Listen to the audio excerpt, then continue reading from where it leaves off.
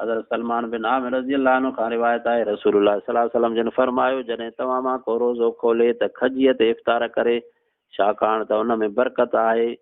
खजी न हुजे त पाणीअ सां खोले, छाकाणि त उहो पाक आहे। ऐं खजीअ जा वरी कई फ़ाइदा आहिनि। जेका बुख जी हालत में खजी खाधी वेंदी आहे उन मां इलाही फ़ाइदा आहिनि। नज़र लाइ बि फ़ाइदो, मादे जे लाइ फ़ाइदो, ऐं मिठी शइ जो वरी तहसीर पंहिंजो आहे। इन जे करे शरीयत पाक खजीअ जे खोलण इफ़्तार करणु रोज़े जे लाइ बयानु करणु फरमायो। न त पोइ पाणी जेका शइ हुजे हलाल उन सां माण्हू रोज़ो खोले।